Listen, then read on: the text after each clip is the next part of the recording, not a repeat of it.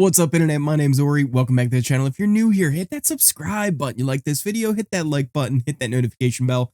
You'll never miss a video. You'll never miss a stream. Today, we're breaking down episode number 4 of Survivor Season 44. And we kind of start off where things left last episode. Josh is feeling good in the middle of the Soka tribe. You've got Danny and Heidi. You got Franny and Matt. He feels like he's that split vote right in the middle after they voted out Claire last tribal, and things are looking good for him until it's revealed that the two pairs would actually work together and vote him out. Because why not? So that doesn't look like it's going to be good for him. We then head on over to the Tika tribe, where apparently Carolyn has taken 2 sticks and stuck them in a bird cage like an X. She's then hidden the fake idol somewhere and put the X as like X marks the spot. It's so out there and over the top, but I love Carolyn's antics. It's just amazing entertainment, so I'm all for it. Eventually, that is found by Sarah, who believes it's a real idol, because the one thing that Carolyn did do right is she put the actual paper in it that said, "You have found the hidden immunity idol." So good. So good. So now Sarah thinks she has a real idol. We then head to the first challenge of the episode. It was a reward one for tarps. First team who finishes gets the large tarp. Second team gets the small one. In this one, though, it really ends up being Carolyn who kind of holds the team back. She's not able to hit the shots. Basically, they had these big slingshots. They had to hit the targets. Each member of the tribe had to hit at least one. So it took her a lot to kind of get into a rhythm and be able to actually hit one. Matthew actually comes up really big for Ratu. Even with his shoulder being a mess, he was able to kind of get enough force on that slingshot and be able to hit one of the targets. So it ended up being Soka kind of in a landslide, taking it first, and then Ratu getting second. But that wasn't the only thing. Soka then had the chance to send 2 of the other tribe members from one from each tribe on a journey, as well as one of their own. They ended up choosing Carson, Jamie, and Josh to go on this journey. And we thought maybe it would be a very similar twist to the last journey we had, where you would get to reach into a bag, possibly lose your vote, or get an advantage in the game. So I assume that's why Soka was okay with sending Josh. They were like, well, he might just lose his vote and then we can vote him out.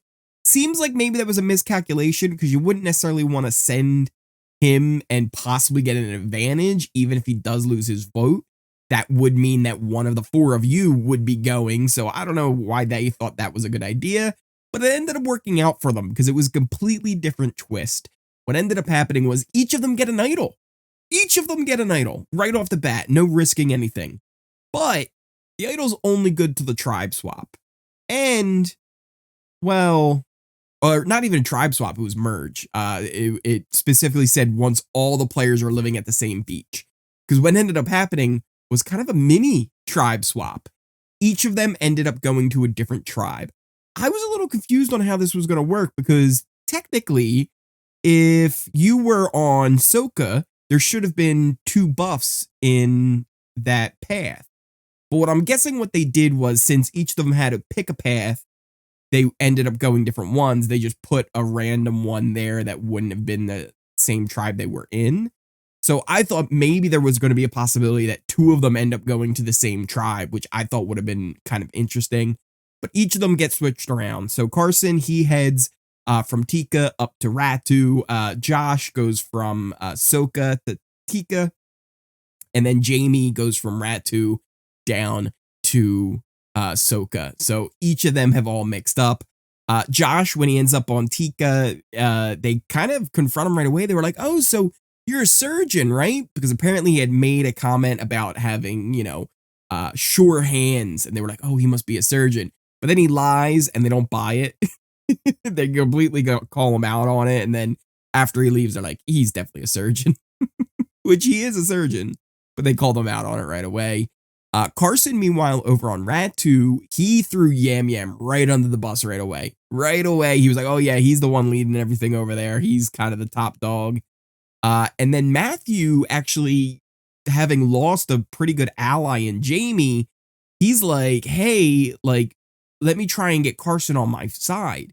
So he actually tells him, Carson, about Jamie finding the idol.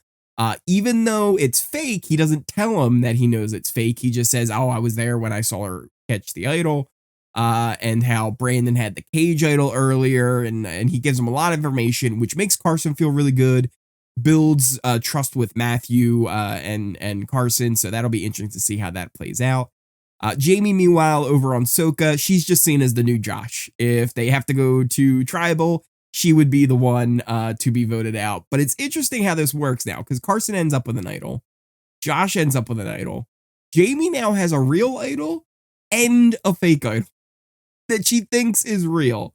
So very interesting how that will play out too. I'd love for it to come back where they actually end up on the same tribes again with Matthew and Jamie, just so that the whole play of the fake idol and a real idol can all play out in front of Matthew. I want to see him witness his handiwork with that. Eventually, though, we get to the immunity challenge. Brandon was crushing this for Ratu. He was really doing well, but Kane ended up holding them back. Brandon actually had to go twice because I believe Lauren missed her key, so Brandon had to swim all the way back and go up this ladder to catch the key and then swim and go over the balance beam. Kane couldn't, though, handle the balance beam and was having a really hard time. Meanwhile, Yam Yam and Carolyn, well, Carolyn not so much. More Yam Yam was struggling with the balance beam as well. And it ended up with Tika being the last place team just behind Ratu. Even though Brandon had to go twice, they end up going to tribal. So Tika is headed to tribal. And it seemed like it was going to be Josh, right? It was going to be just the 3 original Tika members, just all going for Josh. But then they say to Carolyn, like, hey, we'll tell him it will be you just in case, right? Like, and she's like, well, wait a minute. Why am I the sacrificial lamb? Or why do you have to tell him me so he writes my name down in case he has an idol? Well, I don't like this plan. So she eventually goes and has a conversation with Josh, who Josh actually wants to work with her. He tells her, hey, they're planning on it being you. I have an idol. I will use my idol on you if we vote together.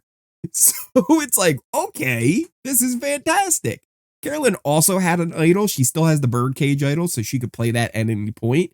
But it seems like, hey, they could work together and then vote out whoever they want, Yam Yam or Sarah. Once we get to tribal, we get some fun stuff because Yam Yam digs himself a little bit of a hole here. He starts off kind of with this metaphor of, you know, Josh coming in where he's like, hey, you know what? Maybe I don't want to be friends with this a girl anymore. Well, I think he said her. He's like, I don't want to be her friend anymore. I want the new kid in school to be my friend. I'll replace her. And Carolyn's like, oh, he said her. That tells me a lot because I know he's not talking about Sarah, so I must be her. And he's like, well, I'm not saying bye, Felicia, which Carolyn ends up responding with, I'm Felicia. It was one of those moments where everyone in the tribe laughed. Jeff was laughing. I know the cameraman who were working there at tribe, they were laughing. All the crew was laughing. Like that was just amazing. Classic Carolyn. Classic Carolyn. We end up getting to the vote. Before the votes are read, though, Josh does play his idol. Sarah had said, hey, if he plays his, I'll immediately play mine. But she doesn't. And also, it's not a real idol anyway, so it wouldn't have mattered. It ends up being 2 votes for Sarah from Carolyn and Josh, who both voted together. Yam Yam and Sarah were shocked when it ended up being Sarah. And she leaves with a fake idol and the inheritance advantage, which will have to come back at some point. Production would not be happy when this brand new advantage that was added to the game didn't even get used at all. So they're definitely going to want to see that pop up here at some point. How that happens, I'm not sure. Could it work like the legacy advantage where you kind of, give it to someone else when you're evicted? Will it be another journey that people will go on and someone will get that advantage? We'll have to see, but I almost have a real certainty that someone will end up with that inheritance advantage going forward. But what did you guys think of the episode? I really liked it. I thought it was a lot of fun. Carolyn is just pure comedy gold, but also just has been playing this game with guts. This is the second tribal now where there was a question on whether or not she could be voted out, but she stuck to it and did not play her idol. So now at this point, no one's going to suspect that she has an idol at all. So when she actually has to play that thing, it's going to blow everyone away. So at this point, Carolyn, keep doing you, and I love it. What did you guys think? Let me know in those comments down below. If you are new here, hit that subscribe button. You like this video, hit that like button, hit that notification bell so you never miss a video, you never miss a stream. If you're a fan of Big Brother, we've been doing Big Brother Canada videos. There should be one out on the channel right now. For the episode last night, there's been recaps of the digital dailies since we don't get live feeds. It's a whole thing. But you can check all those videos out or any of my other Survivor recap videos. We were actually live on Kick last night watching this episode, like legit watching it on screen, everything. So if you are not following me on Kick, make sure you're doing that, because I think we're going to start doing that every Wednesday where we can watch the episodes of Survivor over there. So you can check out links for all of my socials down there: Twitch, Twitter, Discord, the new Kick channel. I'll have that down there as well. Thank you guys for watching. I appreciate each and every one of you, and I will see you next time.